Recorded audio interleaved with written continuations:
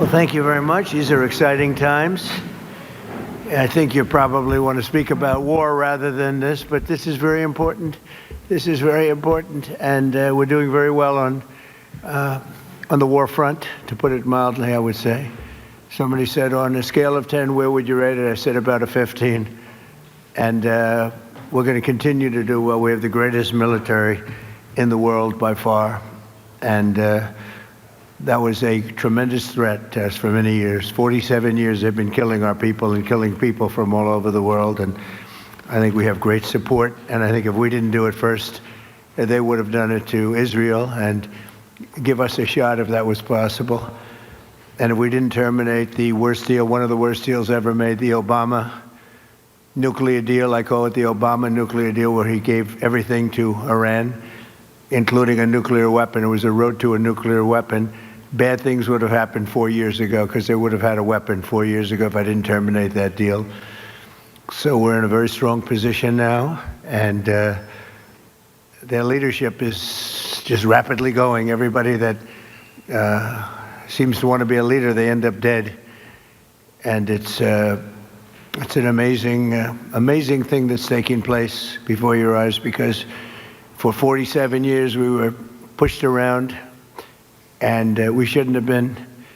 And I think I can say, and you see it as well as I do, you see the tremendous progress that's being made. Their missiles are being wiped out rapidly. Their launchers are being wiped out. They're attacking their neighbors. They're attacking their, in some cases, allies, or not so long ago allies. And, you know, it's really a nation that was out of control, and they would have used it on us if we let them, if we waited any longer. A big factor was Soleimani, the killing of Soleimani in my first term. And maybe the biggest factor was the rebuilding of the military in my first term. And then the B-2s hit the, and I use the word obliterate because it really was a complete obliteration of their nuclear potential. And that set them back very, very seriously. If we didn't hit within 2 weeks, they would have had a nuclear weapon. If we didn't do the B-2 attack a number of months ago, they would have a nuclear weapon. And when crazy people have nuclear weapons, bad things happen. So we're in very good shape now. I want to let you know that, and we will continue forward. But it's a great display of military strength, and I'm very proud to have, with some of the people in the room, both senators and congressmen, we rebuilt, and women, we rebuilt our military during the first term, and we're using it a little bit more than I thought we would have to. Venezuela worked out really great. We have a wonderful relationship with the president and the various representatives, and we're taking out hundreds of millions of barrels of oil, and that goes to our benefit and to Venezuela's benefit.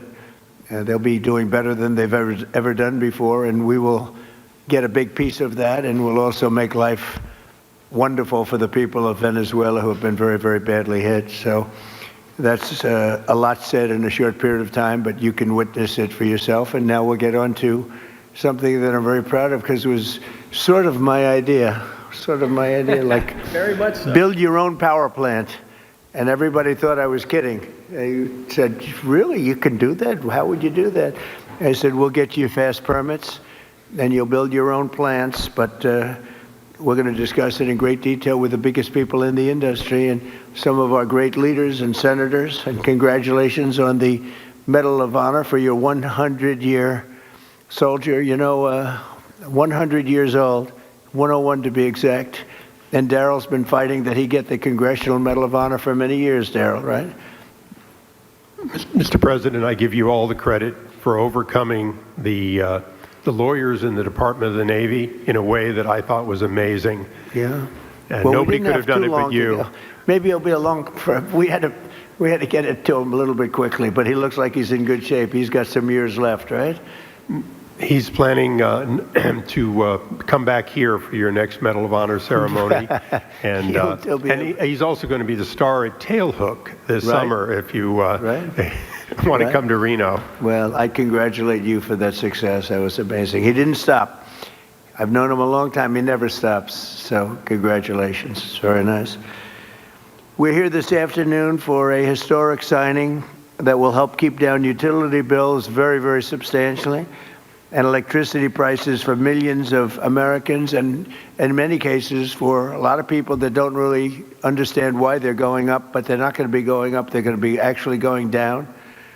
Today we follow through on an announcement I made in my State of the Union address last week, as America's largest tech companies officially signed the Ratepayer Protection Pledge. It's a big deal.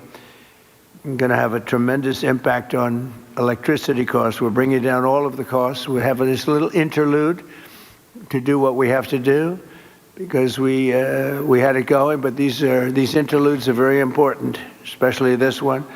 But the economy has never been like this. We broke 50,000 on the Dow. People thought we wouldn't do that within the first 4 years. We did it in the first year. And we brought 7 on the S&P, 7,000 on the S&P. They said that's even less likely to happen. And we did that too, all within the first year. Under this new agreement, big tech companies are committing to fully cover the cost of increased electricity production required for AI data centers. And that would be prices for American communities will not go up, but in many cases will actually come down, and very substantially.